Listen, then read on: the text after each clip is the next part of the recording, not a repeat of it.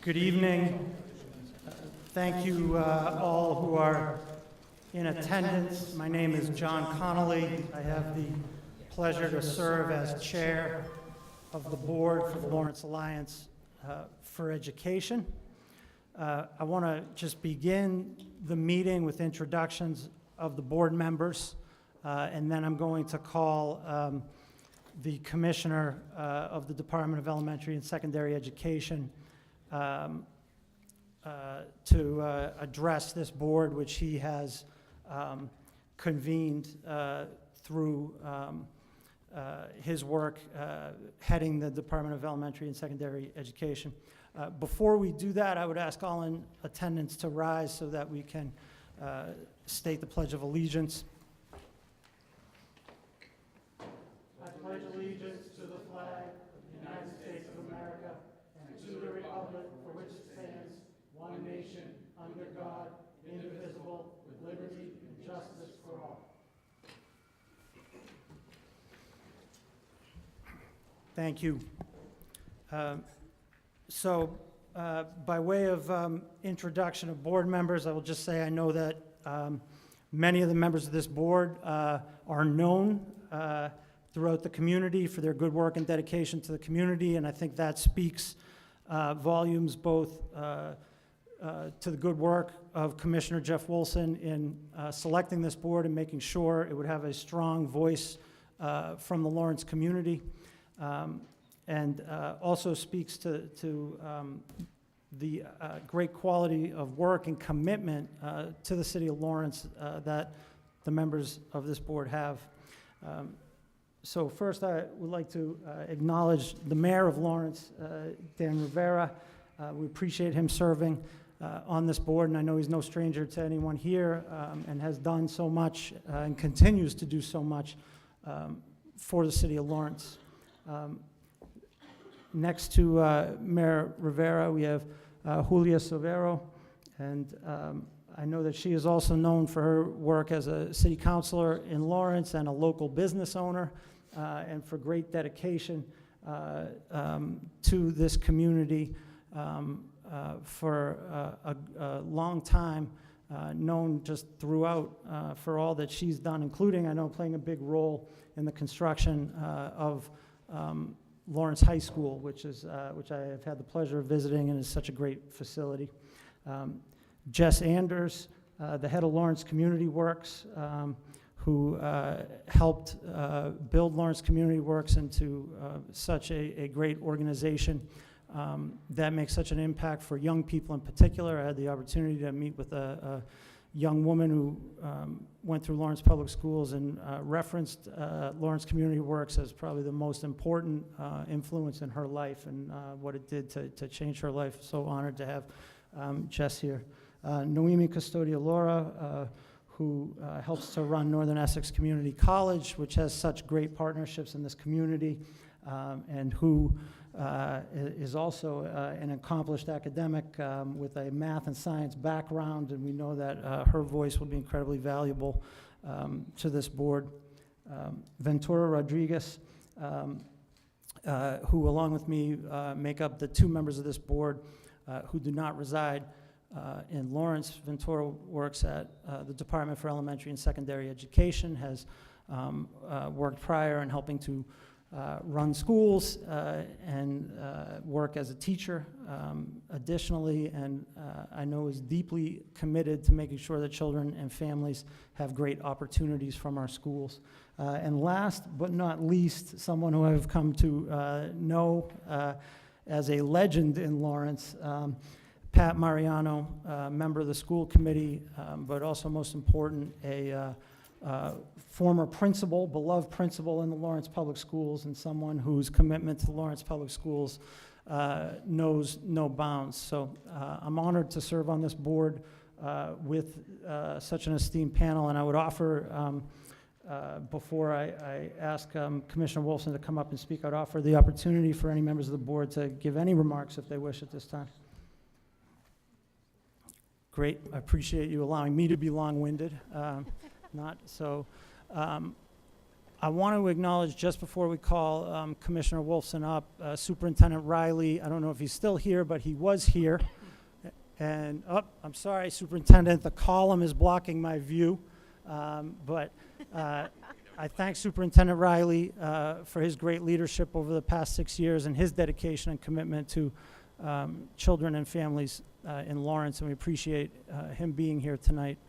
So without further ado, the board would be honored to have opening remarks from Commissioner Jeff Wolfson at the Department of Elementary and Secondary Education. Thank you, Chair Connolly, and good evening, everyone. And to each of you on the board, on behalf of my board, the Board of Elementary and Secondary Education, our sincere thanks for volunteering to take on this very important, very challenging assignment. I think we're all here, and you're all here, because we all believe that the children of Lawrence deserve an outstanding school system, and we also believe that we, the Commonwealth, are capable of helping the city deliver that outstanding school system, a system that will not only benefit the children who are here today and engage them and help them succeed, but will also help the city attract new families who are interested in the diversity and richness that only an urban school system can provide. Lawrence Public Schools has made tremendous strides in the past 6 years. You know better than I really how amazing the story is from where the system was a decade or more ago. Jeff Riley has been the public face of that transformation, but I know if he was standing up here, he would insist that the real credit belongs to the families, the teachers, the administrators, the support staffs. Education is a team effort, and we've got a great team here in Lawrence. So now Jeff is moving on. Jeff, I understand you've got a new job. Is that right? Good work. We were worried about that. But importantly, we need to show that the transition of leadership is an opportunity to bring in some new eyes, some new ideas, and to raise the district to an even higher level. Too often, transition of leadership is seen as a crisis, a flashpoint, an opportunity to move backwards, and we want to demonstrate here that this is going to mean even better days ahead for Lawrence Public Schools. So job one for you all and your new role on this board is obviously to help us find a new superintendent. We want you to do your best efforts, and you'll hear more about that tonight, to find someone that you have confidence in and someone the community has confidence in. And we think there's going to be no shortage of interested and talented educators who want to come here. You may not realize it, but Lawrence is well known around the state and around the nation, really, for the work that's going on here. Folks who want to be on the cutting edge of how we can design and operate a outstanding urban school system are looking to the work that's doing here. So I fully expect you're going to have your choice of good candidates. So do your best to come up with someone who can lead us in the years ahead and lead the transition back towards full local control. That's really where we're heading to at the end of this. The state has no interest in being a permanent fixture here in Lawrence.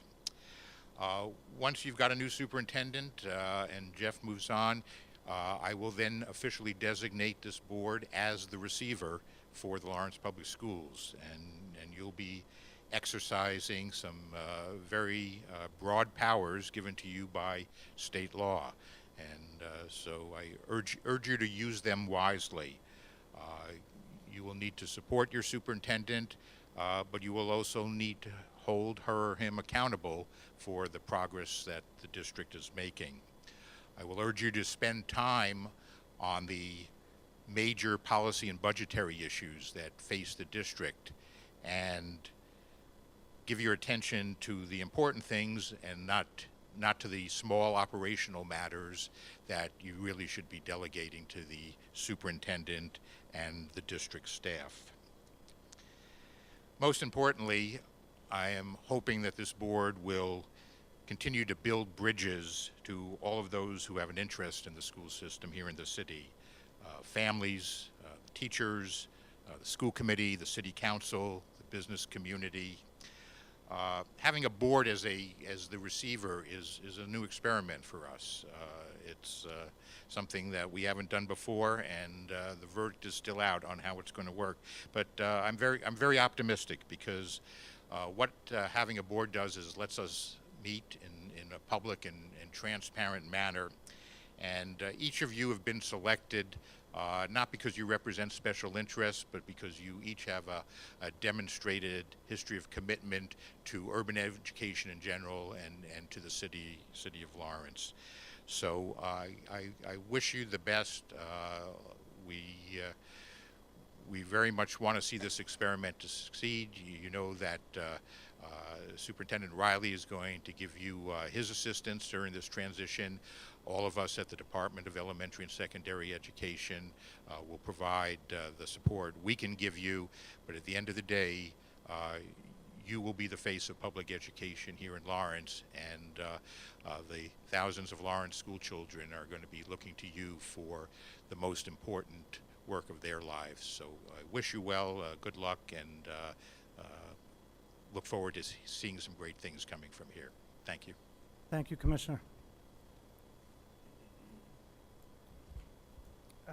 At this time, I want to acknowledge that Dr. Marianella Rivera is in attendance, a member of the Lawrence School Committee. And I don't know if there are any other elected officials in the room, but if you're here, just wave, and I want to make sure that you're acknowledged for your good work in the Lawrence community. But Dr. Rivera, thank you for being in attendance. So I'd like to begin in what I believe is titled on the agenda as a chair's report by quickly addressing the role of the Lawrence Alliance for Education. The Lawrence Alliance for Education has been formed as a Massachusetts nonprofit, and this body constitutes the board of the Lawrence Alliance for Education, or LAE for short. Ultimately, the LAE will serve as the receiver for the Lawrence Public Schools, as Commissioner Wolfson referenced. However, just to reiterate what Commissioner Wolfson mentioned, and I just want to be so clear on this, we are not yet in that role. And so until Superintendent and Receiver Riley has gone on to his new position, the LAE will serve as an advisory body overseeing the search for a new superintendent.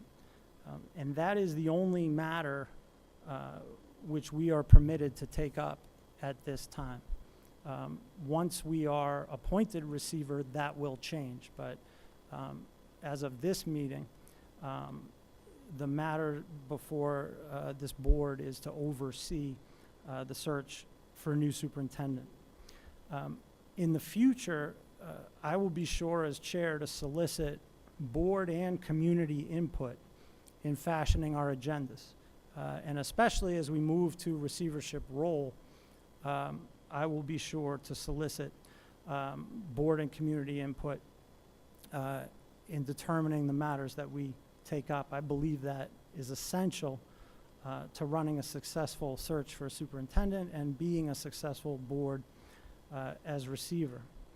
Because this is our first ever meeting, and because I did not want this board to in any way violate or even sort of be on the edge or border of being in conflict with the open meeting law, I set tonight's agenda with two factors in mind.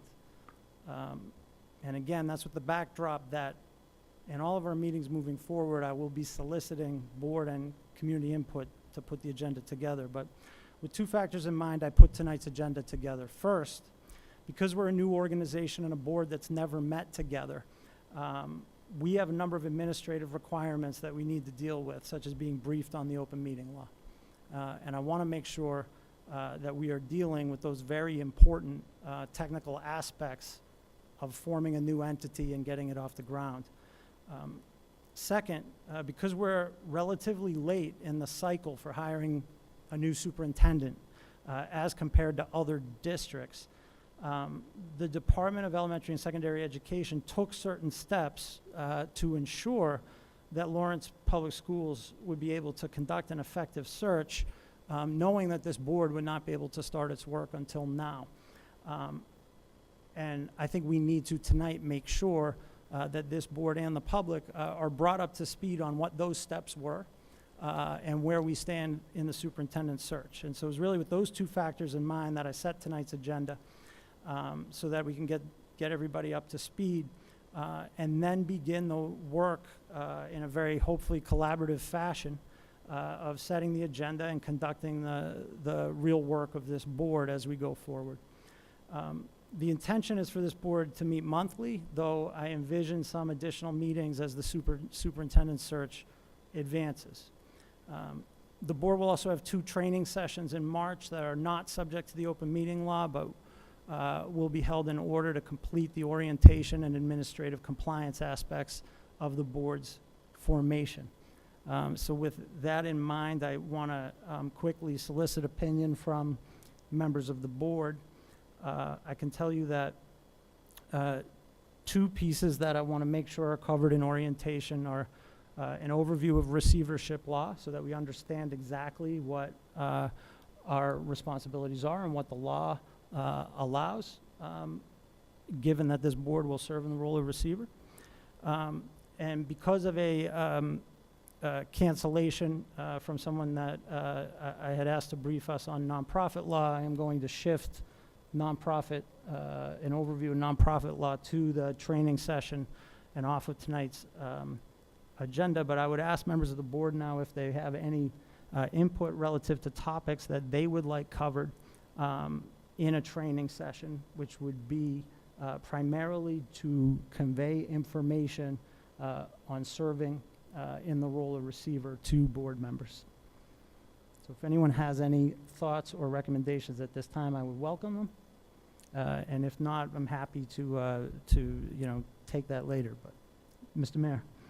I guess since we're going to play, thank you, Mr. Chair, since we're going to play the major role in hiring the next superintendent, can someone come and kind of tell us what the lay of the land is for superintendents right now? Or, I know that we're starting a little bit later than we would like, but I'd just like to know, what does it look like in Massachusetts and New England, and since we have a search committee on staff, if they can come and just give us a brief just so we can get a sense of what's going on for superintendent searches across the Commonwealth. Absolutely. Thank you, Mr. Mayor. Other members of the board? Okay. So obviously I will keep this discussion open so that if people do have additional pieces that they want to make sure are covered in training, we can add those, but we'll definitely take the mayor's great recommendation and include that as part of the training. So I would call the board members' attention to the board binder that I had prepared for you, and if we can just quickly go through that, we'll then move on to a briefing on the open meeting law. So I just want to point out to board members that the bylaws are included as part of your board binder, and I would call your attention to provision 3.7B on page 7.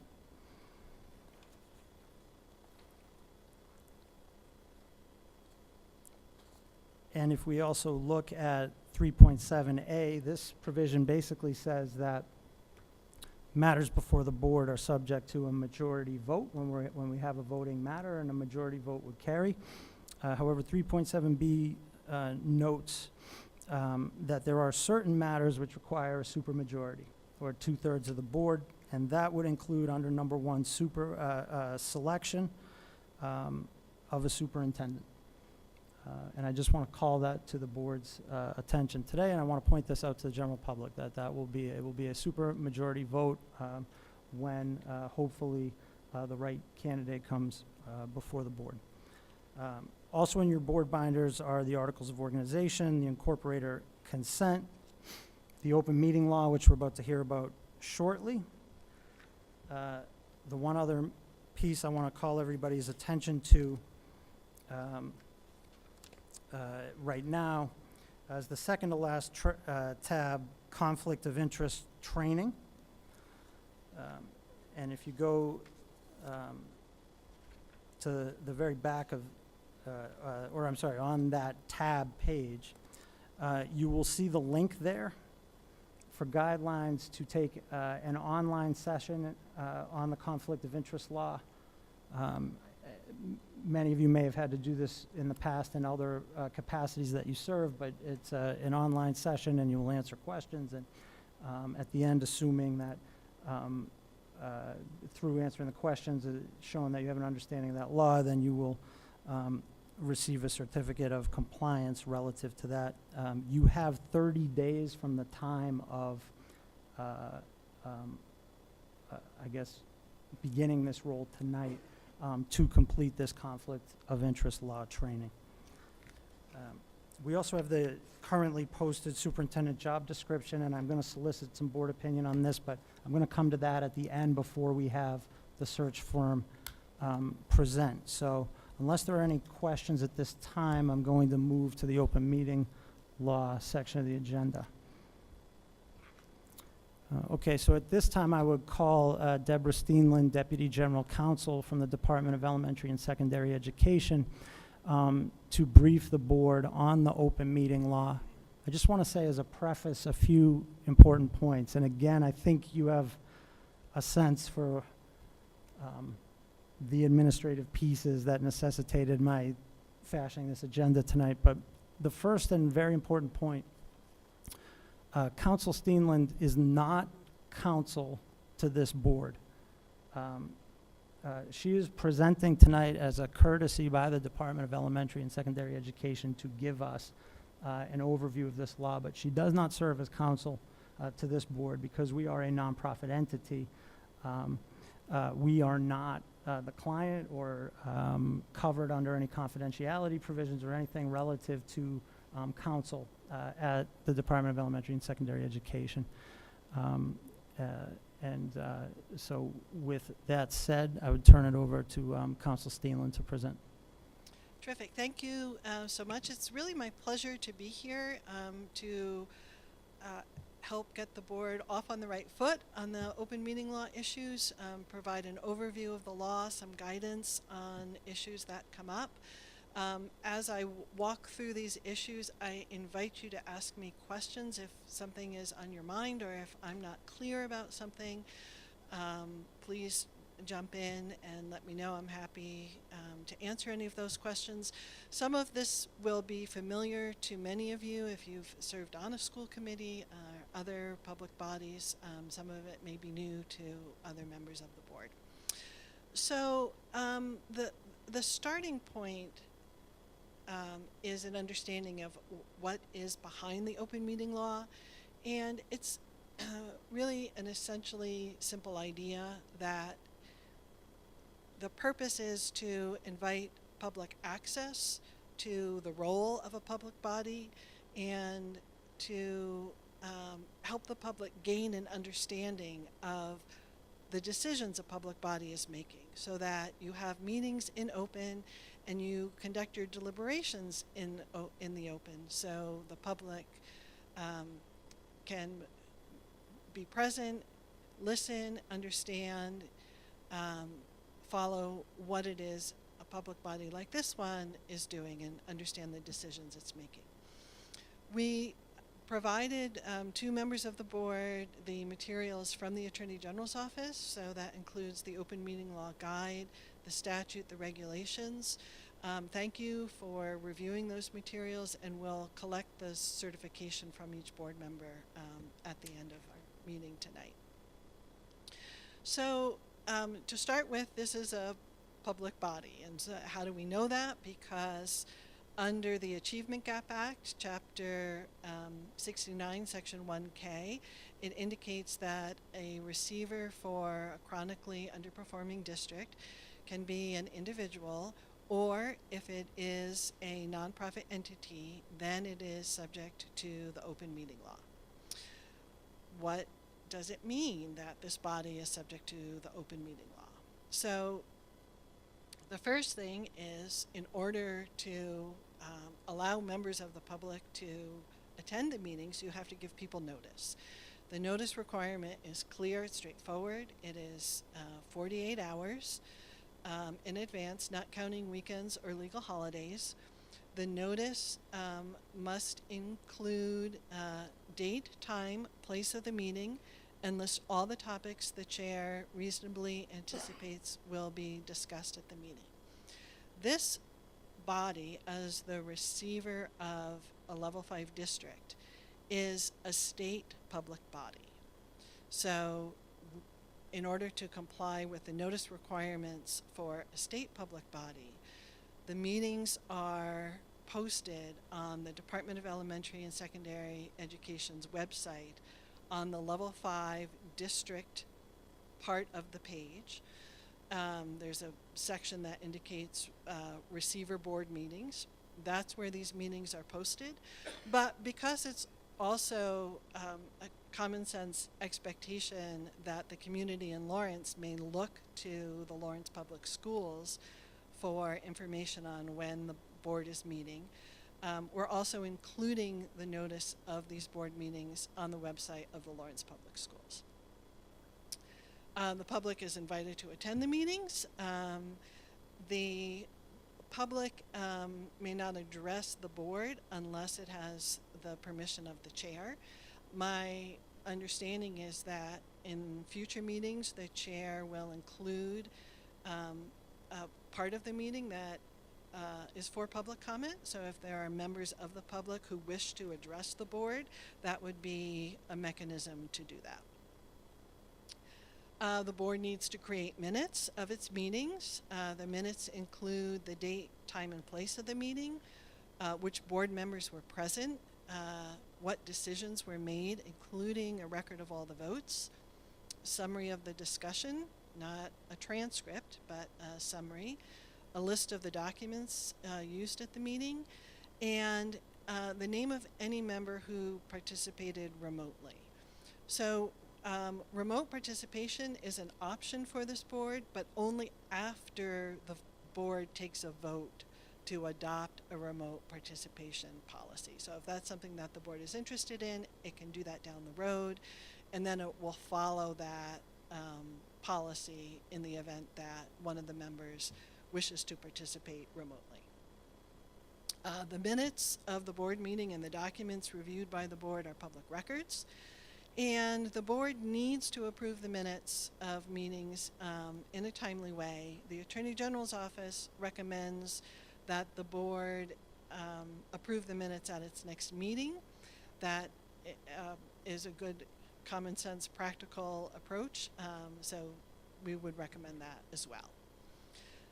So the big and interesting question is, what triggers these requirements? So what constitutes a meeting? And that seems like a straightforward question, and in many instances it is, but there is one important piece that I'd like to go over with you, because if you're not familiar with the open meeting law, it is an important concept to understand.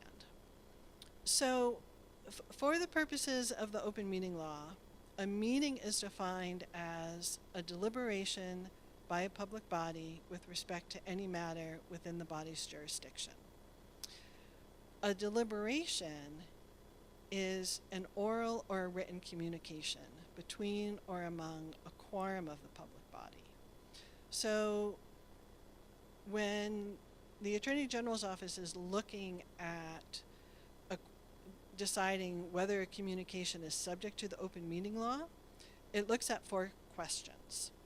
So the first question is the communication between or among members of a public body?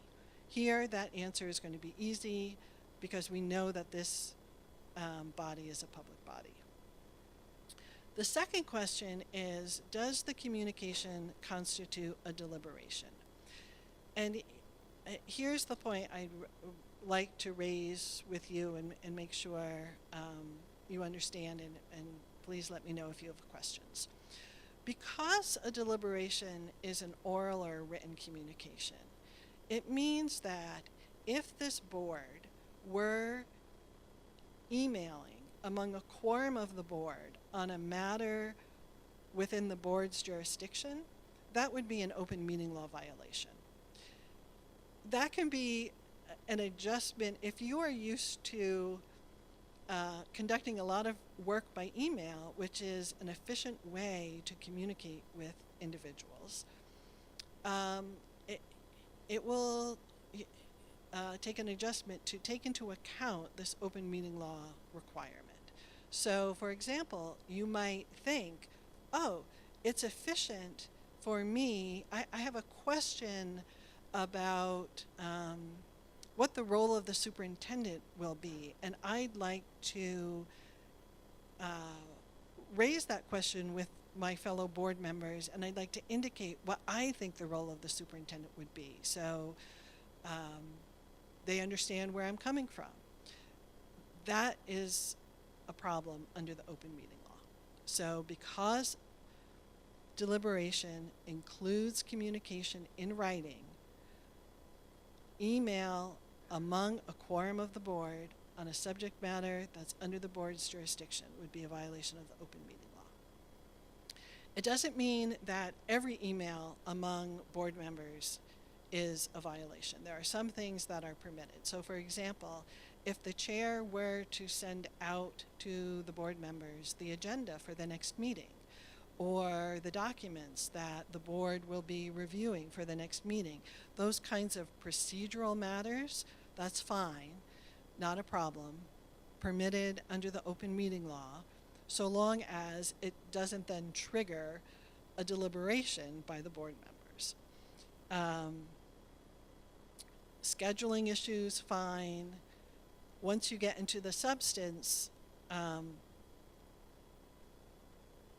among a quorum on a member under the board's, on a matter under the board's jurisdiction, that's the issue. There are a few exceptions to what a meeting is under the law, the way a meeting is defined. So one exception is an on-site inspection of a program.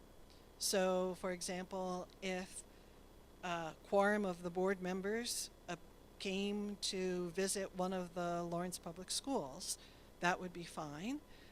That's not a meeting that needs to be noticed. Board members should be careful not to conduct deliberations as they're doing their tour of the school, but otherwise, not a problem. Likewise, if a quorum of the board attended a conference, the training that Chair Connolly mentioned, that's also, it's an explicit exception under the open meeting law. That's not a meeting that needs to be noticed. It doesn't fall under the provisions of the open meeting law. The other exception to the public's participation is when the board is permitted to go into executive session. So there are 10 reasons why a board may go into executive session. There's a specific protocol that the board would follow when it goes into executive session. So prior to doing that, you'll want to just review what that protocol is. You first convene in open session, you state the reason for the executive session, and whether the body will convene an open session at the end of the executive session. There's one purpose for executive session that I wanted to bring to your attention because it's likely to be relevant to the work that you're doing now, and that is for a preliminary screening committee. So the chair may create a preliminary screening committee and that preliminary screening committee may meet in executive session to consider or interview applicants for employment if meeting in open session would have a detrimental effect in obtaining qualified candidates. So the idea here is that you will want to generate as robust and qualified a field of candidates for the position of superintendent as possible. And it's understandable that people who apply will want their applications to be kept in confidence unless they're a finalist for the position. If they become a finalist for the position, then that last round of interviews and discussion is held in open session by the entire board. But the open meeting law allows for the creation of a preliminary screening committee to conduct that first round of reviews.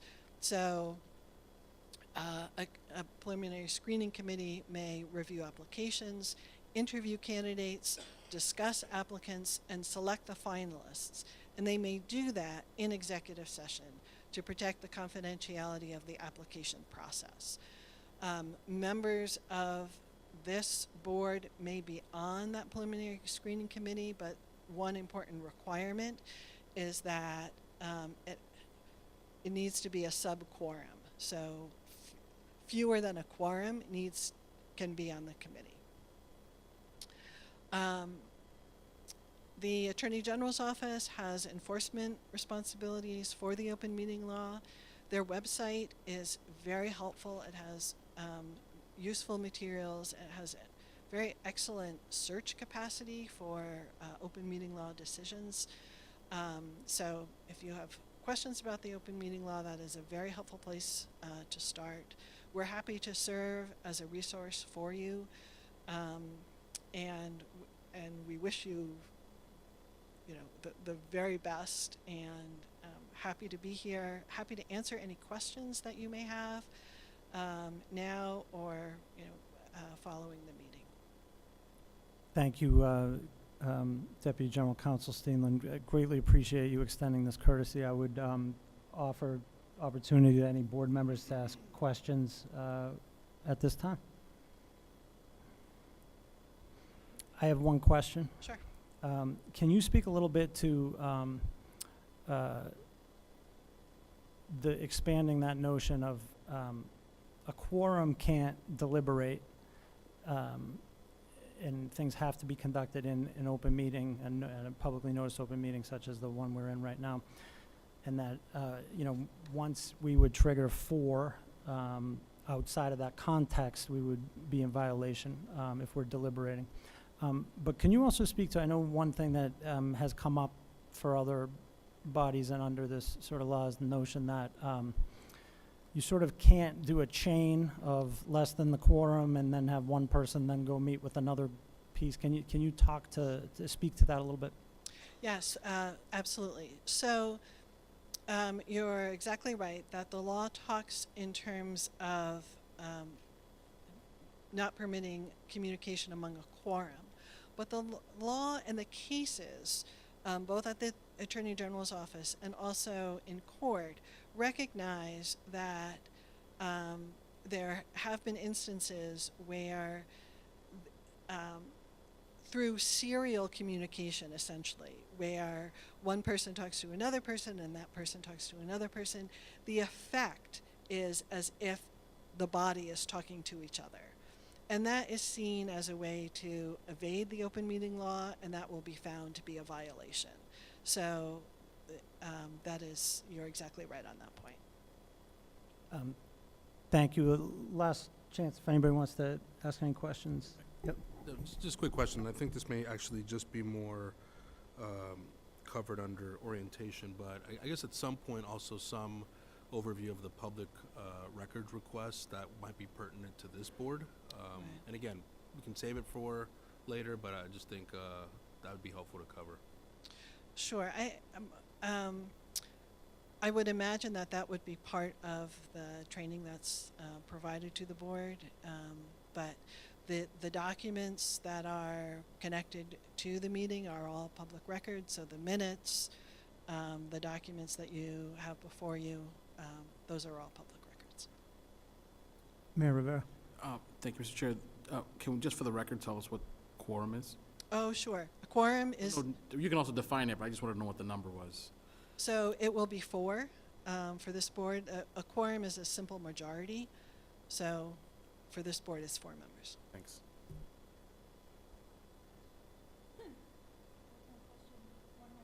Just answered by Dr. Steele. Thank you. I have a question, or maybe just a suggestion to put before the board for discussion, which is that I think that we might want to consider going beyond the notice requirements that are spelled out in the public meeting law, because I think that the minimal requirements that they outline don't in any way ensure that notice about these meetings are getting to the majority of people in Lawrence who might not walk by City Hall or look at the LPS website. So I'd like us to consider a strategy around a more effective widespread notice, if we could. And I'd like to speak to that very good point. Just want to ask Council Steenland, there are no restrictions or anything that puts you in any issue of going beyond how you do that, obviously. I just want to state that for the record. Sure, Yeah. absolutely. I think you can always do more. Okay. There's So- no problem. I just want to say that I completely agree with that point. I know that one place where we can start is that I can make sure that we have an e-blast list to elected officials and community leaders in Lawrence community, but I would defer to those of you who live here in Lawrence about other ways that we can take, I assume particularly using social media and ensuring that our materials are bilingual as well, to get that out, and I will make sure as chair working with you that we do that from now on. And if anyone wants to state specifics on this, please do. Well, I just was also wondering, because not that I would in any way want to be misusing or wasting public resources, but what are the resources that are available to us for things like simultaneous translation of the meeting if we have folks that want to attend that are, monolingual in Spanish, for instance? Mm-hmm. So I should have pointed out at the beginning, we have translation services available tonight. Okay. We will always have those available at our meetings. Great.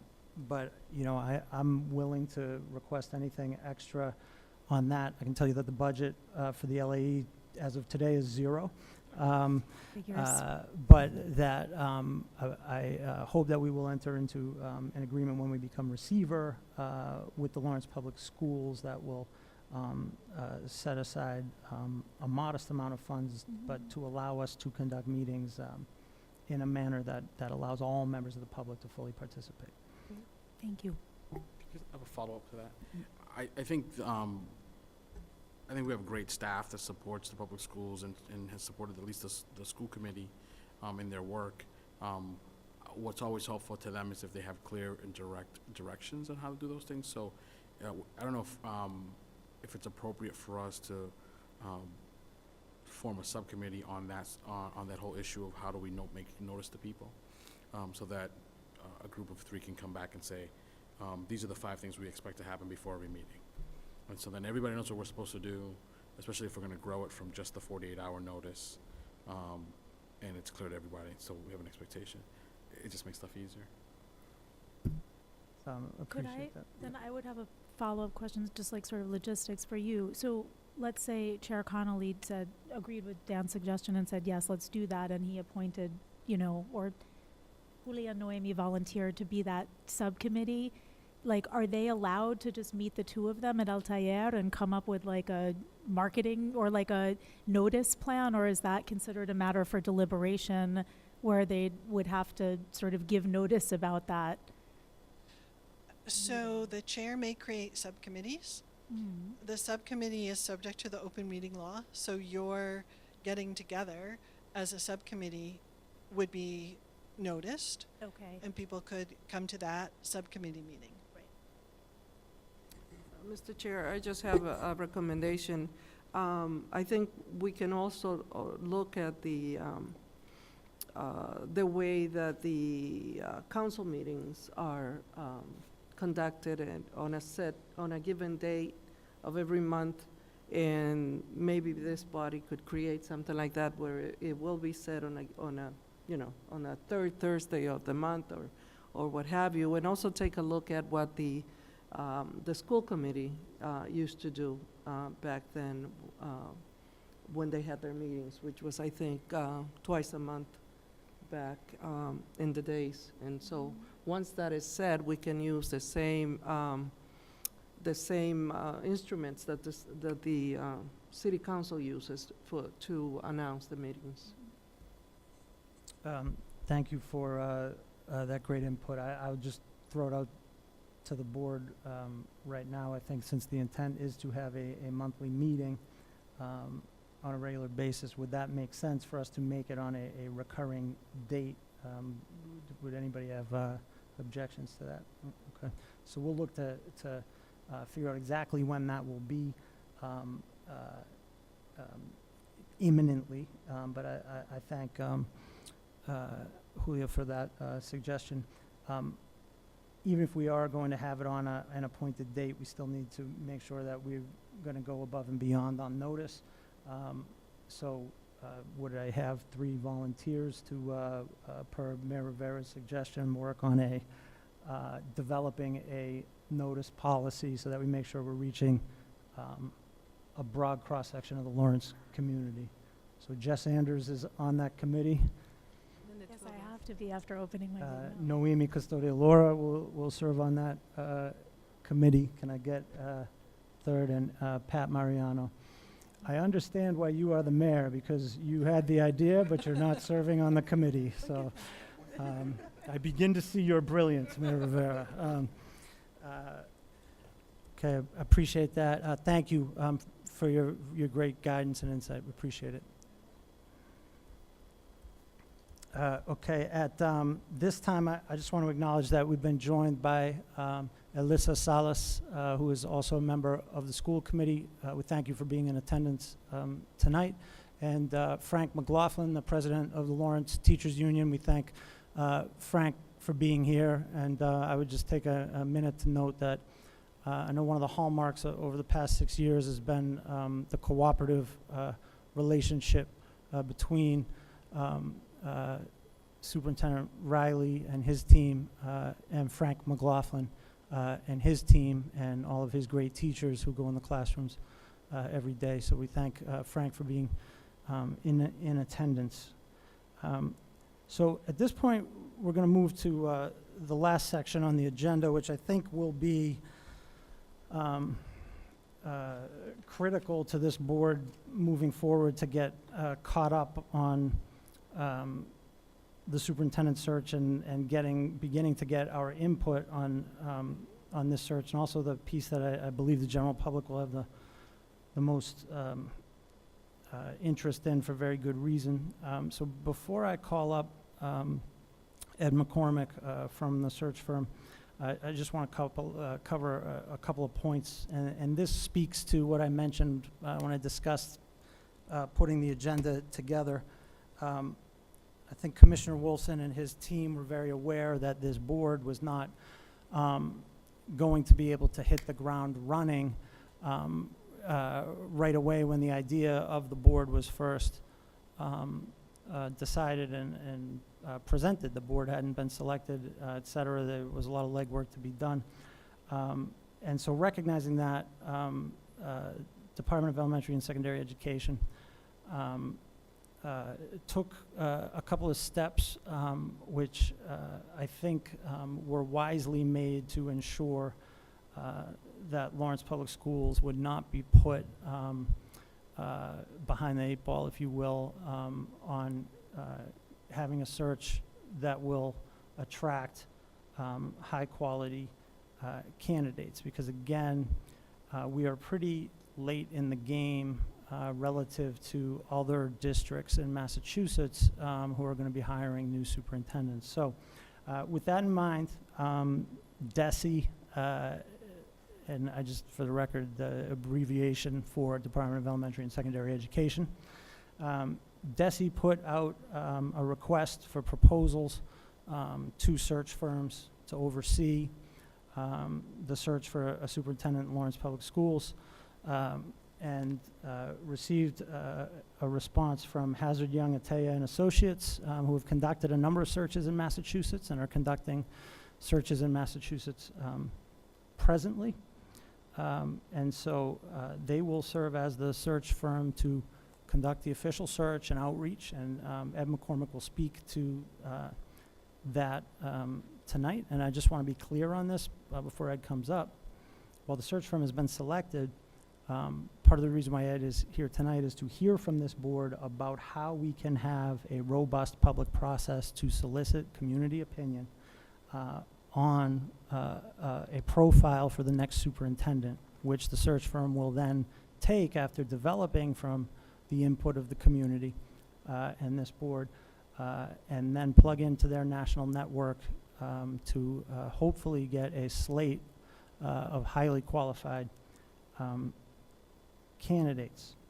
The second step that was taken, again with the intent of making sure that Lawrence would not fall behind in the cycle, was that a job description for the superintendent was posted on both the Lawrence Public Schools website and the DESE website, and Mr. McCormick will speak to how now also that is connected through their search firm, so that candidates who wish to apply can presently go online and apply.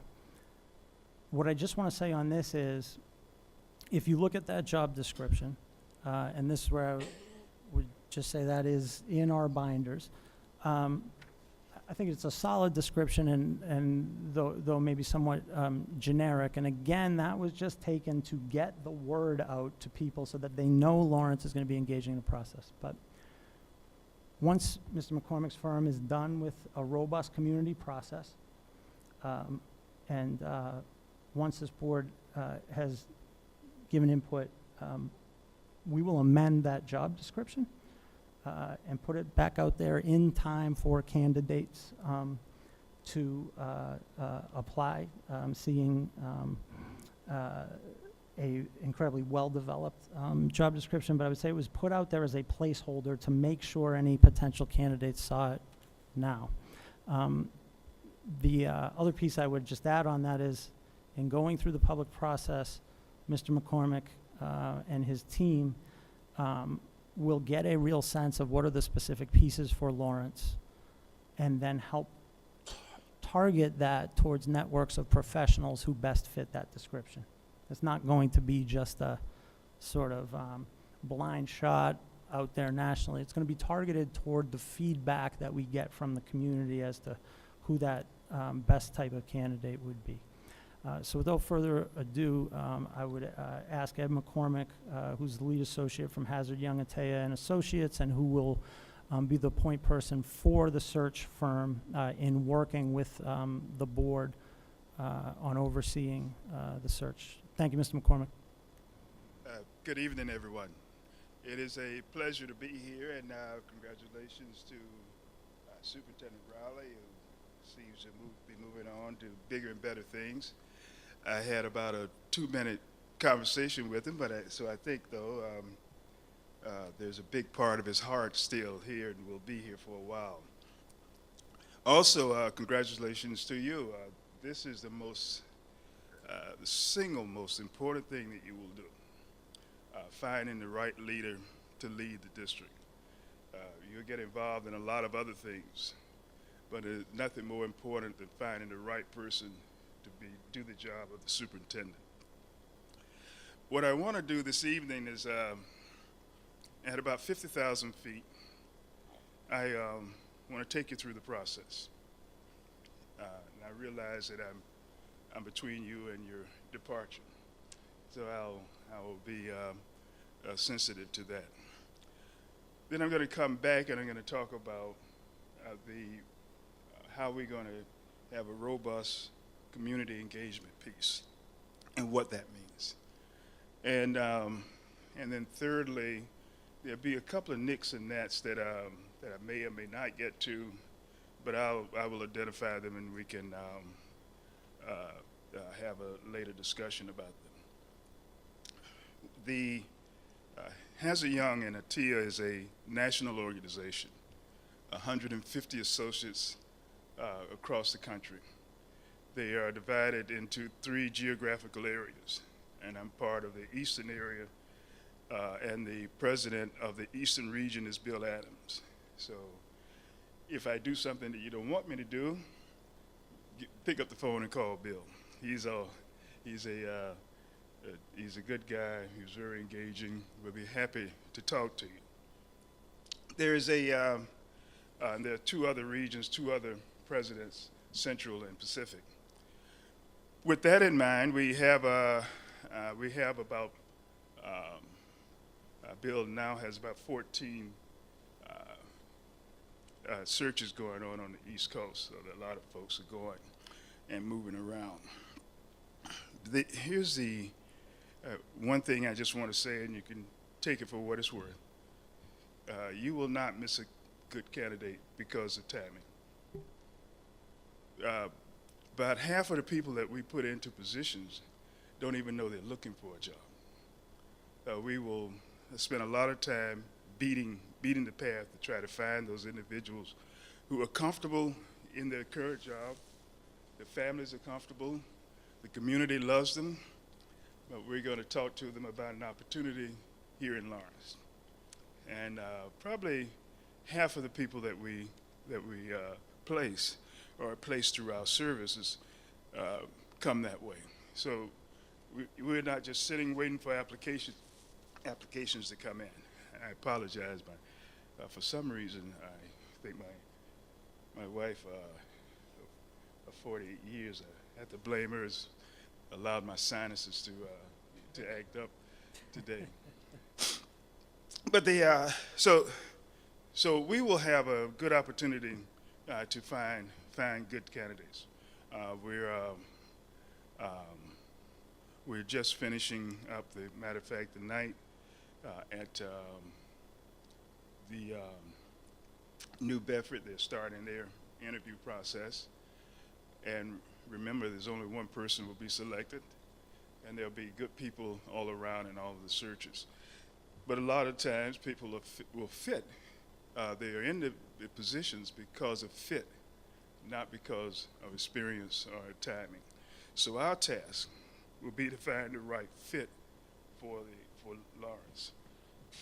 And by the way, I think John said it, but my name is Ed McCormick. I've been with HYA for 3 years. The last 3 or 4 searches that I've done, Cambridge, we did a little headmaster in Boston, which, as I just mentioned, we finished with New Bedford. Before that, New Haven, Hempstead, Newburgh. So we had a lot of experience at urban centers. So we can figure it out.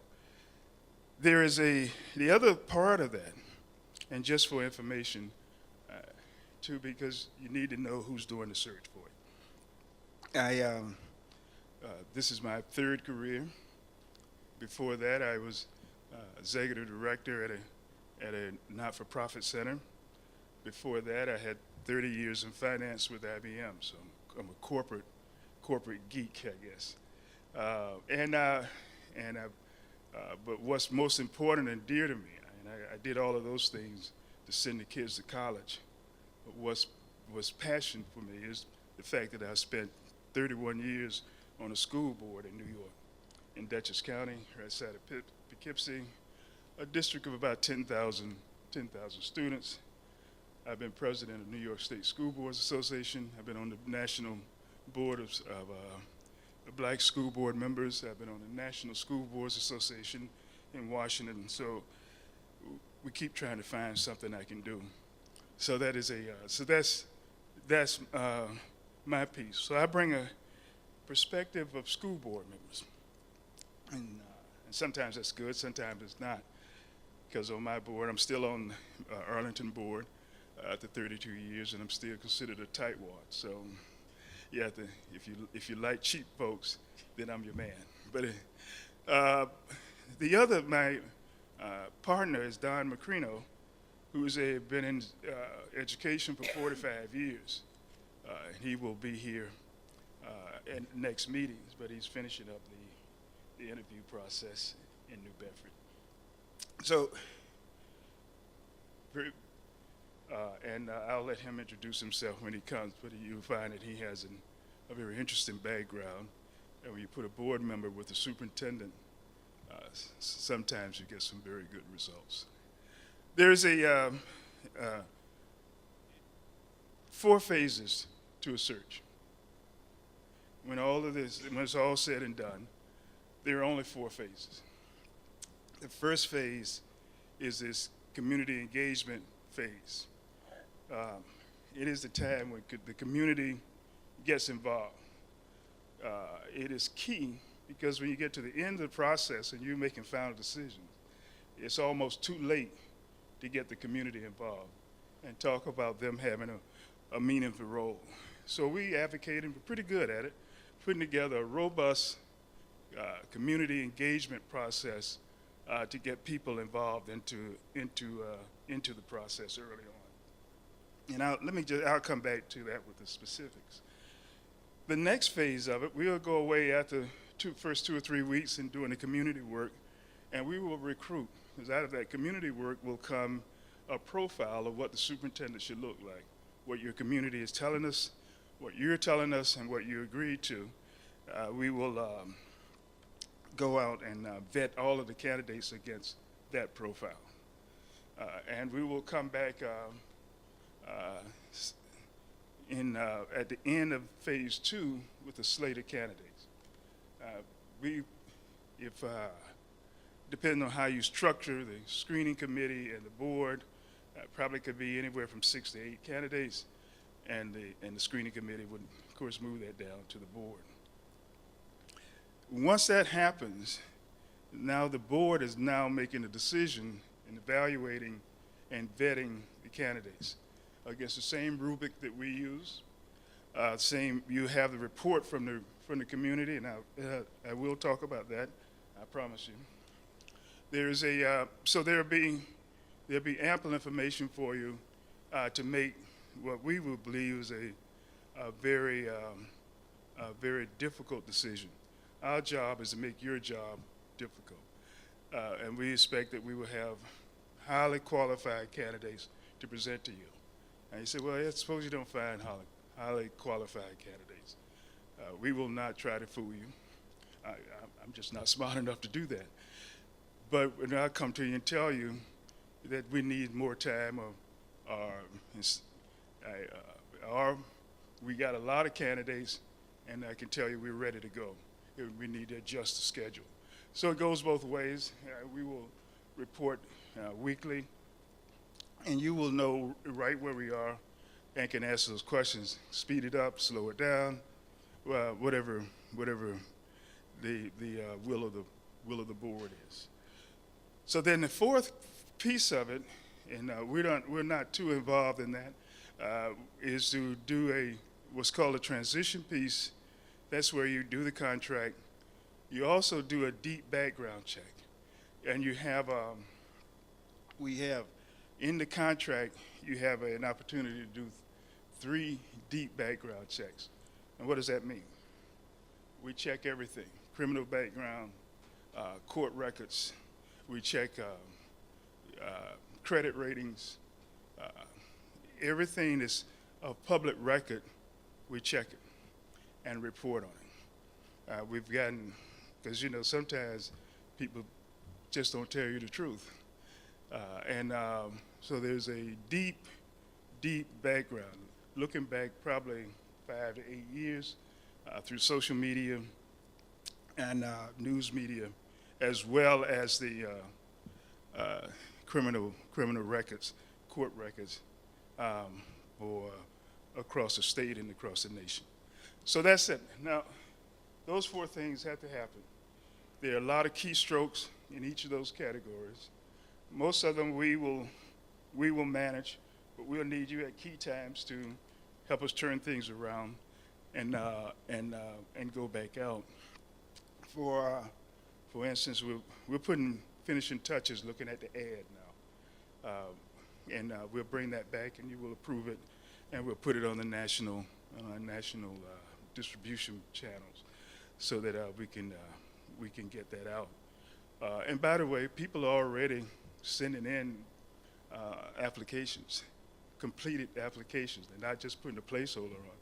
We have people who are already, based on what has been done over the last 4 or 5 days, they're already sending applications. So when we do the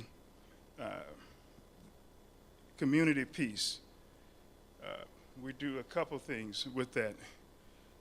We ask you to tell us, who do you want us to talk to? Because I have no clue who you think we should talk to. And by the way, we typically put in 4 days for each district in the contract. We have 6 days for us to be here in the district to do that community input piece of it. So it's a 50% increase in the number of days that we will spend in the district talking to people. We will, we can do it 1 or 2 ways. I can bring in an extra person and do 3, with 3 associates in 2 days. I prefer that we do 2 associates over a 3-day period. It gives us some options, and here's what it gives us. It allows us to have a couple of evening meetings, if we wanted to, within the construct of the focus groups. It also allows us, for people who can't make the first 2 days, maybe the 3rd day gives them an option. If we limit them to 2 days, then chances are we miss some, and they don't have the option to talk to us. So that would be our preference.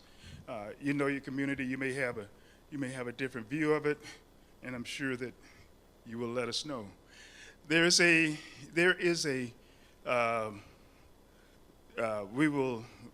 Don and I will be here. We will set up 2 tracks, and we need the support of the district to call people. We have sample letters to send out, but quite frankly, I would prefer that we have somebody work the phones and slot people into those meetings.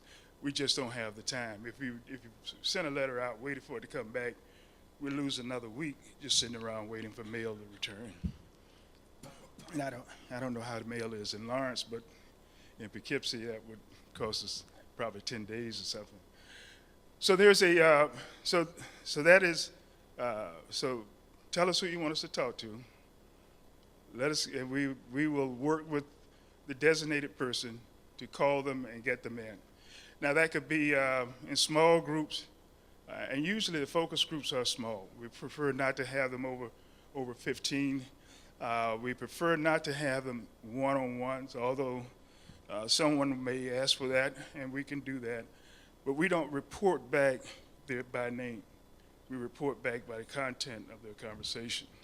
So there's no name associated with any of them, but we need to have a cluster so that we can protect the innocent. If I said something, chances are you could tell, well, Ed said that, and when it's printed.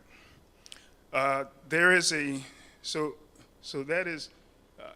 we go to schools, we talk to students. Matter of fact, the students are probably one of the more robust interviews that we have. And we can do that in Central Place, or we could do it at a couple of venues, whatever you think is possible. We just get in the car and go. There is so once we've done that, and we are ready to write the report, but today or tomorrow, probably tomorrow because I haven't seen it today, we will put an online survey up for the community to do a survey. And we have 6 groups that the survey is divided into. Let me just share those with you.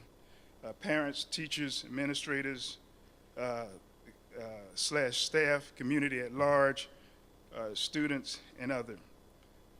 There is so all of the responses in that online survey will come out under those categories. So you'll see what teachers think about you, if you are not. So you have so that will be the results that you will be looking at. Also, and we'll see if we're starting to move away from the comments, open comments on the survey, and so I can't tell you that there will be open comments there, but I will let you know. The legal problems with having open comments on the survey piece of it provided and started to constitute a legal liability because some people didn't say very nice things. And so you couldn't publish it, but you still had the document. And so we're reviewing that now. How do we get around that? Because quite frankly, the comments is a great learning tool, both for yourselves as the board, both as well as the superintendent coming in would know what the community is talking about. It is and so we'll keep you apprised on what's happening with that as we go through it. So now we got the focus groups, 6 days of focus groups. And now we have an online survey that will run 2 to 3 weeks. And we will capture the information, the results from both of those, put them together in an executive summary, and give that to you. And in that executive summary will be what your neighbors and friends have said about the district and what's important to them, what's the challenges. The 3 questions that will be answered all the way through. What are the strengths of Lawrence? What are the challenges of Lawrence as you look out over a 3 to 5 year period? And what are the attributes? What are the professional traits do you think the new superintendent should possess to achieve success in Lawrence? You would think those 3 simple questions would require 3 simple results, but rest assured they will not. There is but we give that report to you in an executive summary, consistent themes that we've seen, and then we give you the raw data of what everyone said by group, not by name, but by group. And then at the end of that is a process, is a page that outlines the profile for the new superintendent. So that is the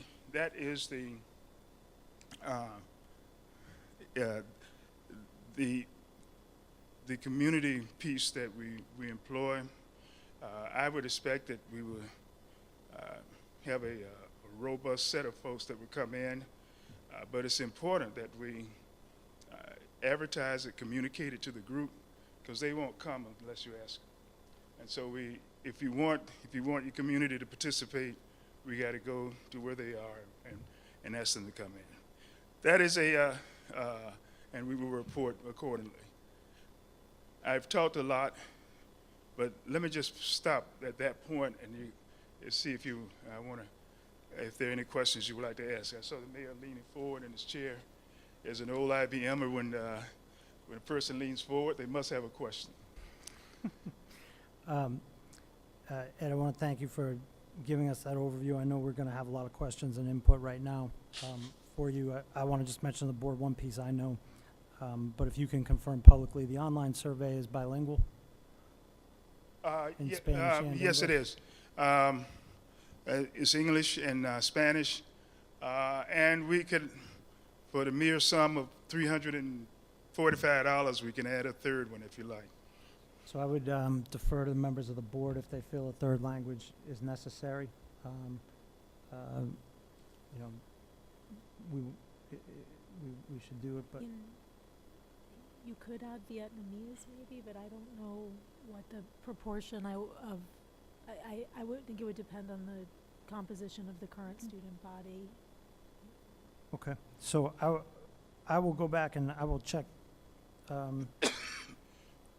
data on that and then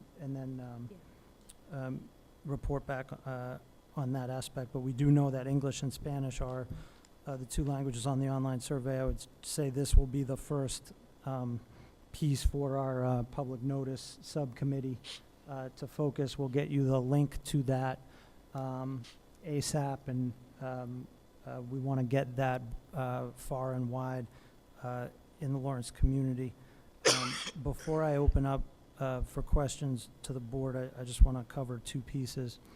Under the current timeline, which again is compressed, just given our starting point here, the hope is to take the 6 work days that Ed referenced and conduct the meetings and over a 3-day period with 2 members, Ed and the other, his colleague that he mentioned. Don Macrino. Conducting those 6 work days over a 3-day span, intended to be March 14th, 15th, and 16th. I think that we will lock details on where after getting feedback from the board tonight, and then again, the notice subcommittee will have its work cut out to get this information out to the public as far and wide and quickly as possible. Last item before I just open this up to the board to give Ed feedback. Ed, I just want to note on the record that in the meetings that you have with various stakeholders in the community, I would request that the Lawrence Teachers Union be given a meeting with you.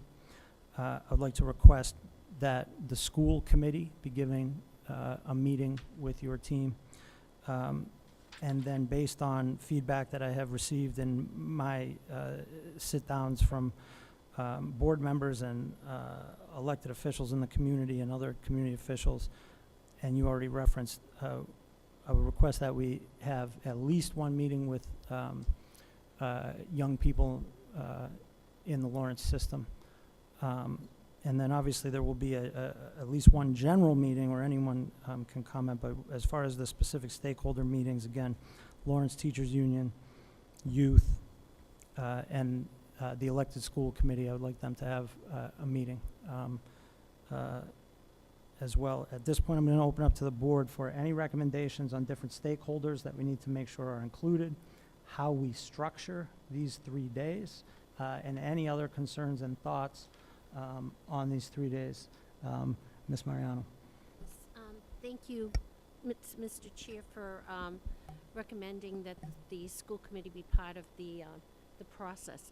My question is, how would you go about doing that with the school committee?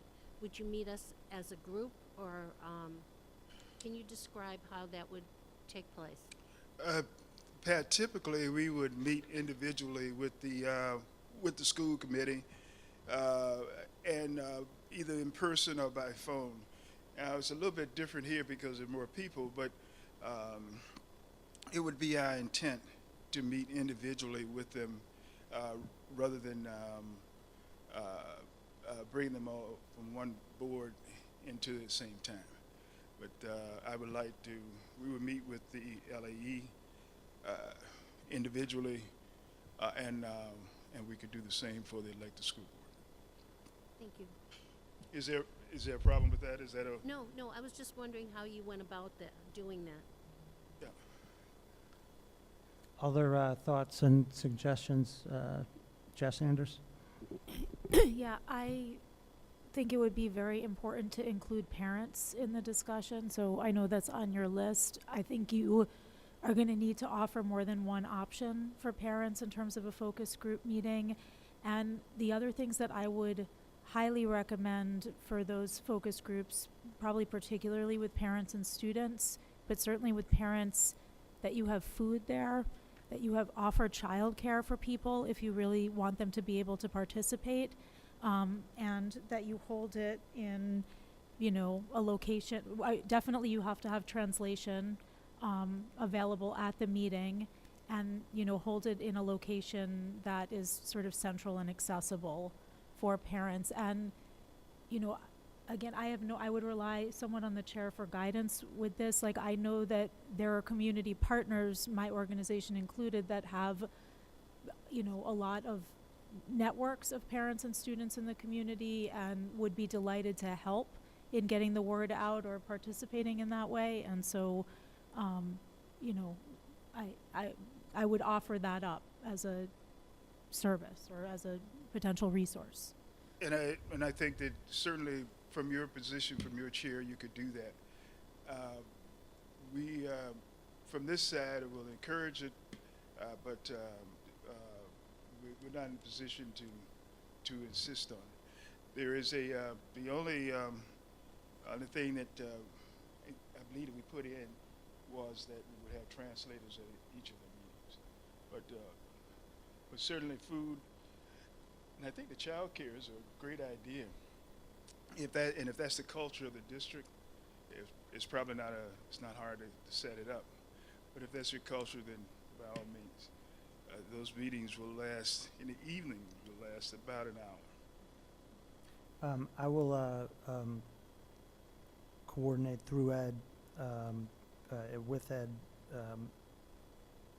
beginning tomorrow, to lock in details on venues, but also to make outreach to potential community partners. And I will circle back to folks from Lawrence who know this best. And I will just say, from my perspective, we will make sure that there's food, childcare, and translation available, and we will hold, present multiple options to families, because we understand well that work schedules and a number of other factors shape when families are not available. And you know, for some families, 11 a.m. is the perfect time, and for other families, 7 p.m. is the perfect time. So I will be in short touch because we also want to lock these things in as quick as possible so that we can get the word out to the community. Other input? John, just on Yep. that point too, from a scheduling standpoint, it's okay if we do a couple of the same group at different times. Mhm. So they're not limited to just once. Over a 3-day period, we could, if there are parents who are working who want to come in as part of the PTA, we can certainly deal with that without any problems. If there are PTA groups, for instance, that want to meet during the course of the day, we can do that. Mm-hmm. If students if they're in a place where they can have a common prep time that can meet with us during the day, that's fine. If the advisors think it's good after school at 3 o'clock, 4 o'clock, we can do that. We have amazing flexibility. So the key thing, give us the people you want us to talk to, and we'll figure out how to get them into our schedule. So I have right now youth, Lawrence Teachers Union, school committee, families, other stakeholders. Julia? Yes, Mr. Chairman, I think, I know 3 days is not a lot of time to do all of these interviews, but perhaps taking into consideration the school, the elected officials of the city, the city council members, as well as perhaps reaching out to some of the higher education schools, like Northern Essex or some of the other ones in the city, might be beneficial for feedback. So I think we will create a stakeholder time for elected officials beyond the school committee. I'd like the school committee to definitely have that option given their role, but absolutely invite other elected officials to have the opportunity. I know enough in my short time that NECC is a critical partner to the Lawrence Public Schools, so we want to make sure that folks there have an opportunity to comment. Are there other community institutions and partners that we would want to join in that meeting to make sure that they're included? One thing I'm wondering is, you know, one of the excellent things that has happened under Superintendent Riley is that the schools have been much more opened up to community organizations and partnerships, and so there are a number of nonprofit partners that have been deeply embedded in and working with the schools, and it might be useful to do a focus group with them as well. The other thing I'm thinking, and you know, other committee members should just shoot me down if this is piling too much on, but I know that the high school in particular has been forming much stronger partnerships with employers and thinking about college and career and transitions. And I know that employers in general have been becoming more engaged in the city through the Lawrence Partnership and the mayor's office and the work there. And I wonder if we might want to do a focus group of employers just to see what they would have to say about, you know, what they would want to see, because they're the ones who are going to be hiring our graduates. It's an excellent point, and I think a necessity, and I think we'd all be in agreement here that we are trying to move out of a mindset where we judge student success strictly by test scores, and we need to look at things like exiting school with skills that allow young people to be competitive for good jobs. So hearing from employers would be, I think, really important. So I will make sure that we have reach out to Lawrence High School as well as the other Lawrence schools that serve high school students to inquire about employment partners. Pat? I was just thinking on that same line, the local Chamber of Commerce too, you might want to talk to businesses in the area, in the city. Great. And as far as facilitating the focus groups, the Parent Resource Center might be a good place for parents to meet, where they're familiar with the organization, and they come to that resource center on a regular basis. So that might be a good place to have them come for focus groups. Great. Other input? Question? I can add just one more thing. But I'm not sure. I think it is super important to talk to the teachers union. I wonder though if not just talking to the union leadership, but just reaching out to rank and file teachers and inviting any teacher, regardless of their, you know, sort of position within the union. I think that would be a great thing to do as well. And we typically do that. We ask the executive committee council of the teachers group, for instance, to come in. Sometimes with 4 or 5 folks, sometimes just the president. But then we have opportunity for the rank and file teachers to come in by secondary elementary schools at the end of one of the days after the classes are done. So I know that I think John was mentioning the teachers piece. Mayor? Yeah, I have a question. It has to do with the web-based interface. Do you guys host that, or is that something that the public schools are hosting it? Web-based. The online The survey. survey. That's hosted at your website, or? It is. It's posted on our website, but it'll be on your web page to connect to it. And we'll Yeah. send you the. But the back end of it, like all the data that goes to you guys, or it goes to our, am I asking you the wrong, Yeah. am I asking the wrong person? I hate to ask tech questions to people, like, you just may not know. Well, Just- you know, I told you I was an IBMer, but I, Okay. but I Alright. I So- have no technical experience. All I know is that the back end is secured in our headquarters in Chicago. Okay, so you guys have that back end. We have that data, and that data is secured by HYE. Would love to work with you guys on that site, like putting the questions in spoken terms. Like you can just hit the audio and you can get what they're talking about, or even a video of somebody asking the question. I'm gonna push people to the web. I'm just gonna take that as a role for me, because I know there's a lot of people that convene a lot of people and they know a lot of folks. I'm gonna try to get as many people to fill out the form online. But I know that, you know, I know 2 or 3 parents who will, you know, like, if you show them the video, they'll give you a quick response. They'll type up the response quick, as opposed to expecting them to read all the questions in that way. And so I don't know if there's an audio button they could hit or something. So if I can work with you guys to, I'll even send you the audio file if you need. You know what I'm saying? So it makes it a lot easier for And parents. Bill, what we can do is I'll be happy to put you in touch with our technical folks and the people who are managing the online survey. That may be a great idea, because we're right in the throes of looking at the survey now. So I'll be happy to do that and get you to the right person. That'd be cool. Other thoughts and comments? Okay, so All right, just I to, need to ask you one Yeah, other question. Ed, I'm please. sorry. please, I know that no, Ed, please, we want to uh, touch all the bases here. private school representatives, is that an issue, or is that someone you wanted to not include? I think if you do the partners, the nonprofit partners, I think you'll pick those guys up.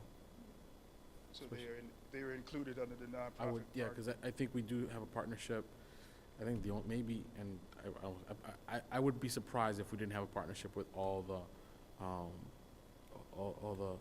schools that are for either a merit-based schools or charter or religious schools. Let me ask a question that I should know. In charter schools, is that an issue? Again, we have partnerships, and you know, speak for the district. I know we have partnerships with charter schools. So if you have the partners in the room, Community Day, Lawrence Family Development, the Up Academy. So I think if you do the partner, if you go through the partner list that the school has, you're going to pick up those folks. I worry that maybe LC, the Lawrence Catholic Academy, may not be in the list of people. Yeah, I think if someone is a active partner with LPS, yes, but I don't think there's a need to ask just parallel private schools within the community what we should do for our superintendent. There is also a general meeting that anyone who's a Lawrence, anyone can come offer feedback. My grandfather always told me, though, you should never exclude anyone. Mm-hmm. It is just still all about kids, and I don't want we get everything out and then have someone come to the board meeting and suggest that we purposely omitted them. So we're going to be working this list for the next week or so. So if there are other folks you want us to add, just tell us. There is a So can I just ask another question? And this actually might be for Ms. Steenlen. So how do we give feedback? Like if Mr. McCormick is asking for help or advice from any of the members of this committee in regards to like which groups to outreach or how to reach parents or how to reach teachers or things like that, how do we convey that information to him without being in violation of the open meeting law?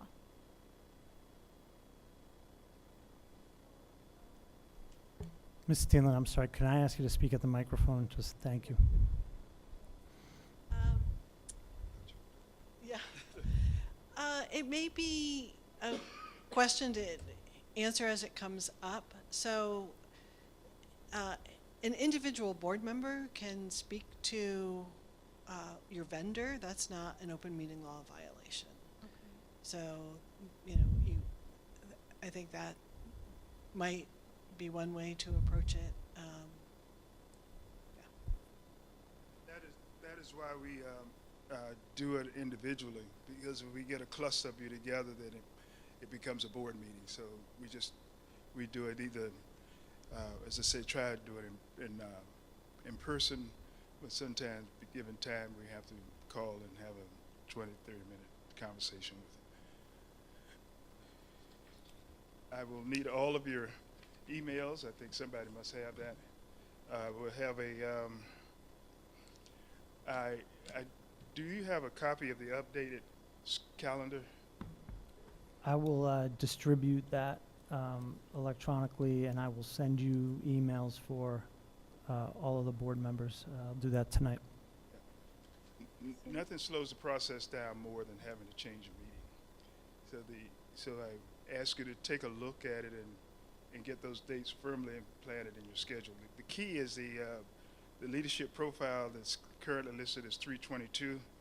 The slate presentation to the board on 419, and the board starts its initial interviews on 424. So if you have problems with those dates, then I would urge you to let's get it right now, get it in everybody's calendar. Please repeat. So that Yeah, sorry, so let me just do this right now so we can try and nail this down in open meeting and avoid any potential issues, and also, I think, save Ed a lot of time. And I'm sorry, I should have distributed this to you tonight, but I will email it. I will email it to you after the meeting. So the target date, again, target dates for stakeholder meetings and general community meetings, March 14th, 15th, and 16th. yes, March 16th is my birthday, by the way, if you want to cook a cake or something. There is a, but I will be here in spite of that. That is my birthday. There is a, and the leadership profile, we come back the next week to the board on 322 and present the leadership profile and our recommendations for the profile. Let me just circle back for 1 second, Ed. I'm presuming that the evening meetings will be on the 14th and 15th and not on a Friday? Unless people feel that, okay, but I get a sense that, yeah. And that the 16th, I presume, Ed, you will be wrapping up sort of the daytime meetings with stakeholders? Yes, yes. Great. Okay, I'm sorry I interrupted you. So then the profile report on the 22nd, do you want to pick it up there? No problem. It's important that we get it right. The for 322, March the 22nd, is a LPR, the profile. It will take us about 30 to 45 minutes in the evening to present that.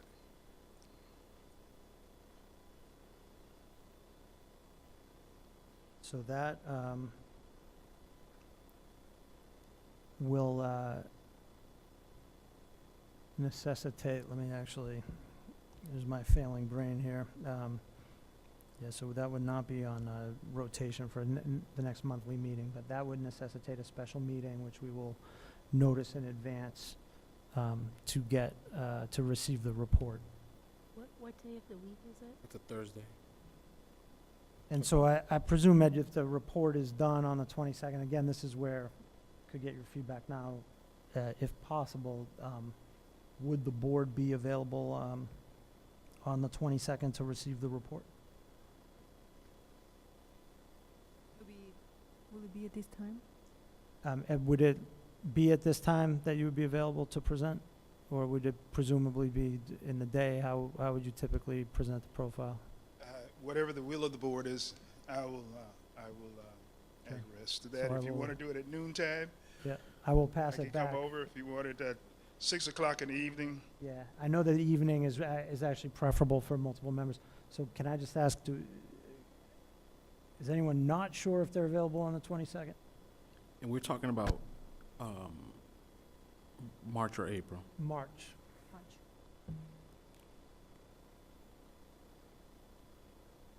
Mr. Mayor, I'm very glad that you suggested a public notice committee, subcommittee. So we will begin to prepare notice for a Thursday, March 22nd special meeting, or a meeting, not special meeting, but meeting, where we will receive the report of Ed and his team based on the community process. So I think we can confirm that 22nd date. Ed, I'm sorry I keep breaking the rhythm here. Can you talk about I have none. Can you talk about the next stage? The next, which Yeah, one? after the 22nd. The slate, The 19th and the 24th, that's what you mean, right? we will present the slate to, you asked me about the slate, right, John? Yeah. Well, basically, when I look at the proposed calendar, you present a profile report to the board on the 22nd, and then you begin interviews and final stages of the search. Yeah. And We have the slate presented to the board, but based on what I heard partially this evening was that there's a chance you may have a screening committee Yep. that would take that date, and the board then would get the semifinalists for interviews on Yep. 4/27. Yep. The tricky thing, and the board should think about this, is that if we, I don't know, bring 6 to 8 people, you may want to try to do them in a full day. Yeah. So because- let me actually just say at this point, Ed, I think the next date we can lock in is the 22nd to receive the profile report. And at that time, we will we know you will proceed along the lines of this time frame. But I think at that time, we will lock in the process from there. I think per the presentation that we heard tonight, I think for many good reasons around getting the highest quality candidates and protecting confidentiality of candidates, that we want to look very seriously at a screening committee, which will, I think, dictate some subtle changes to the calendar post the 22nd. But for now, we know 14th, 15th, 16th, public input.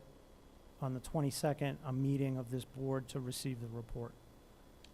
And that is public. And that is public, yep. That's fine. I would, and the other caveats is, on the one that goes to the screening, you want to try to do that in a full day, and people that you're picking for the committee should know that if that's the will of the board, that you want to do it that way.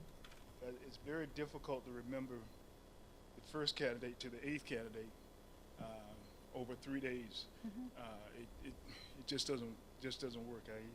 You have to almost be an expert at interviewing to have a ghost of a chance of remembering from candidate 1 to candidate 8. So that is I'm confused now, so I would love some clarification. So the 22nd, the public process is happening over the 3 days in mid-March. Then the 22nd of March, you present to us the results of that. After that, you are applying that profile as a screening tool against all of the applications that you have received, and you will narrow it down to a preliminary pool of 6 to 8 candidates that you are then going to forward to the committee, to this committee, Or to the screening committee. or to the screening committee. So there may be a subcommittee of this committee. Yep.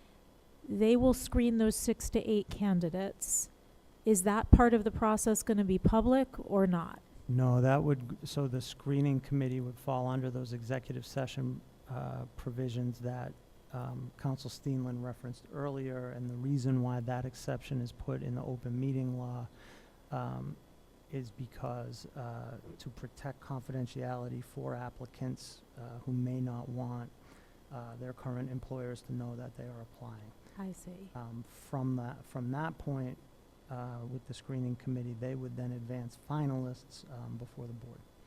Okay, and once they advance finalists before the board, the public can participate in the screening or interviewing of those final 3 candidates, or how does that work? I think that's the way it typically works. I will say Okay. that I think we need to be briefed on receivership law to understand any differences there from like, for instance, the process that Superintendent Riley just went through relative to the DESI appointment. Yep. So when we get in our training briefed on receivership law, I think we can then make final decisions on what it looks like exactly. But presumably it follows some similar arc. Okay, and so how do the dates of the 19th and the 24th correspond, 19th and 24th of April correspond to the process that you just clarified? The 19th is the date that you meet with the screening committee. Screening committee take whatever we've given them and cull that down to 2 or 3 finalists, and those finalists then come to the board to do the second round of interviews on the 24th. Okay. And I don't know what your history has been in terms of how you handle the public at that end, but it's worth having conversation about it. So my suggestion is, I'm sorry I wasn't being clear on it. My suggestion was that when we convene on the 22nd, we will clarify whether or not to have a screening committee. Okay. And then We what? will use these dates here as a loose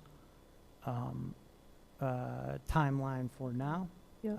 But that at the 22nd, we'll then clarify those dates, Yep. the role of a screening committee, if any, Okay. and how we hope the process or intend the process to go from there. Okay. Thank you. Can I just say, Mr. Mayor? I think that the timing is really important. I think part of the if you go back and read the reasons why we ended up in receivership, the choosing, the pace, the timeline of the picking of a superintendent was one of the reasons given for losing control of the school. So I want to make sure that, while we want to make sure the pace is important to meet our timelines, we just got to make sure we don't compress it too much and prolong it too much. It sounds like a statement without a real statement, but at the end, what I want to say is real candidates won't put their name in if there is no screening process. If you're the superintendent of schools in Chicago and you want to interview for that position, it'll just show up on YouTube or something that you're interviewing for that position, and you could possibly lose your job. And so I think it's very important. While some people might think, hey, that's the screening committee is just like a backroom operation thing. It's not. Serious candidates will just not apply. And if you're, if you're in a big school system and people see you as a rising star in that system, to put your neck out to possibly get a job here without being a finalist, which means there's a serious consideration for your position, puts your current job in jeopardy. And as a person of color who's been in those situations, it's even more critical for people of color and women who have a tenuous situation as it is to begin with, to put their name out in the public beforehand. So I would just suggest folks to be patient with that screening process. Points all well taken. Thank you, Mr. Mayor. Any other questions for Mr. McCormick from the board?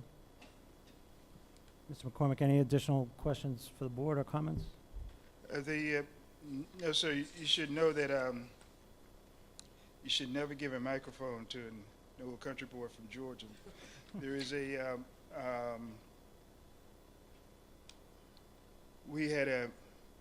are a couple of things that we have to look at that I prefer to share with you in executive session. And that will be it. They relate to personnel, and I will share that with you. It's not critical that we discuss it tonight, but it's critical that I ask you the question.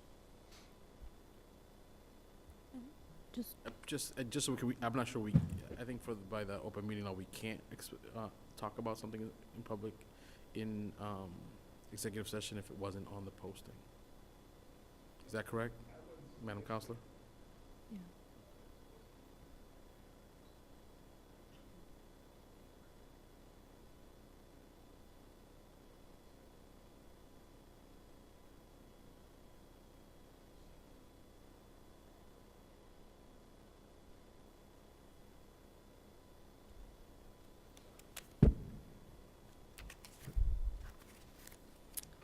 Just a question regarding the executive session.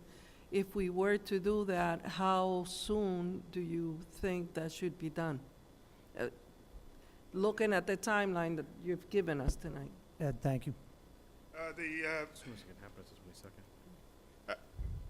Within a week to 2 weeks. By the time we get back, on March the 22nd. 22nd, we should be able to have that conversation. And we'd be looking at that right now as the projected date of April 12th, so sometime in that area. If you would be 22nd. looking at, of the screening committee, Before March 22nd. sorry, Not no. April. March 22nd, we received that report. A screening committee would then conduct its work, if I'm understanding your question correctly, on a projected date of April 12th. But I believe I understood that they would like to meet with us before March 22nd. I got you. Correct. Yeah, thanks. Is that the case? Is that accurate, Ed? And I'm sorry, can I have you go to the microphone? Yes, she explained it much better than I did. So but It would have to be before March 22nd. and it is it's not a big mystery, but I just need to have your input on it. Gotcha. Okay. So we will get that straightened out in accordance with the open meeting law before we proceed, but we understand that date would be pre the 22nd. Other comments, questions relative to the search? One question, Mr. Chair. What is, so we have all of these dates that we're looking at, the screening and the forwarding of the candidates. What is the ultimate date that we're looking to hire the new superintendent? I think it was it's on there. The announcement date is about 60 days before the July 1st. The ultimate date is to try to get someone in on the 1st of July. But that will depend, the more you move it to the right, because remember earlier I said that whoever gets this job is somebody with a job. And they have contractual responsibilities in their current job, so they may, typically that runs 60 to 90 days. So we try to get it as close to 60 days as possible. And that was the original piece. As we've taken out from the original proposal, we have taken out 2.5 weeks, where April 19th was what was in the original proposal, and made up a couple weeks in the beginning piece of it. So we're still looking to have it announceable in the first part of May, to give the new candidate the best opportunity to come in on July 1. So there is no target date specifically, and appreciate Ed's insight and overview on that, but the hope is sometime in May or June, but that July 1st is that start date. I'm just reiterating what Ed said, but that's the hope. And hopefully we'll get that done with the best candidate for the job. Ed, thank you. Appreciate it. Let me just make a last call here. Any additional questions or comments for Ed at this time? Not Yeah. for Ed, I just have a question Yep. for you, Sure. actually. So the public notice subcommittee that we've now created, are we allowed to, do you want us to pick a date now at this meeting so that it's publicly known now? Or can we, the three of us who are on that committee, can we correspond by email to choose a date They and can then, correspond to choose a forward- date, and then we will, you tell me the date, and and then we we'll will provide public notice about it? And I'll take care of the official end of the notice, but I'll let you guys take care of the Scheduling. the broader, and then hold that and come up with the method and procedure, and then do it again on all the other items we we talked about tonight. Ed, are you good, or any final? I'm good. I'm Okay, good. great. Hopefully I was very And the good. board, you were very good, Yes. and we appreciate. Good on the schedule, which is most important.